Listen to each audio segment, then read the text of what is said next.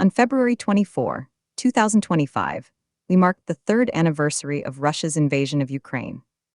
This ongoing conflict has become a focal point for international relations and global security discussions. European leaders gathered in Kyiv to show solidarity with Ukraine, while expressing concerns about the current trajectory of the war and negotiations involving the United States. A situation is complex on one hand. Leaders like Germany's new conservative Chancellor Friedrich Merz have reiterated their support for Ukraine, stating that more than ever, we must put Ukraine in a position of strength. This sentiment was echoed by Ukrainian President Volodymyr Zelenskyy, who expressed frustration over Kyiv's exclusion from recent US-Russia talks aimed at resolving the conflict. It's evident that many European nations believe any peace deal must involve Ukraine directly. This ongoing conflict and its implications are critical because they shape not only regional stability, but also international norms regarding territorial sovereignty and aggression. The importance of standing firm against violations of borders cannot be understated. European Commission President Ursula von der Leyen emphasized this by saying, "The autocrats around the world are watching very carefully. If you violate international borders or invade your neighbor." However, there is unease surrounding the current U.S. administration's approach under President Donald Trump.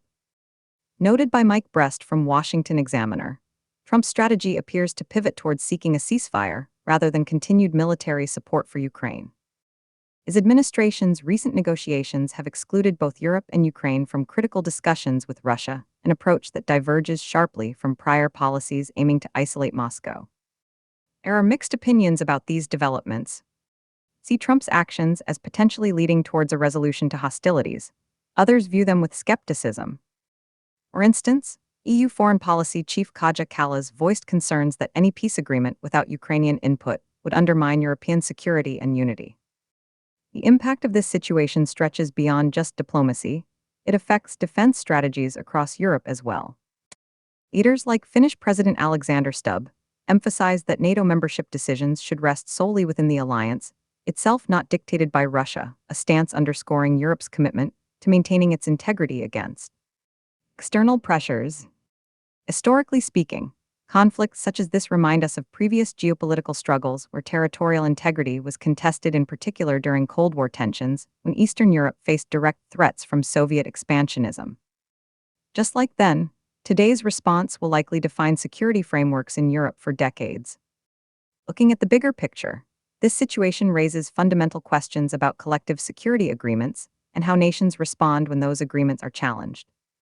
The nuances here lie in balancing diplomatic negotiations, while ensuring that aggressors do not feel emboldened to tightrope walk between dialogue and deterrence.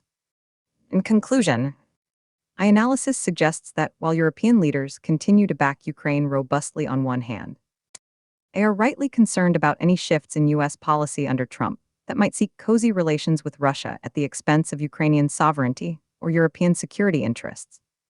This moment could either mark a turning point towards stability or further escalation, depending on how effectively all parties navigate these treacherous waters ahead.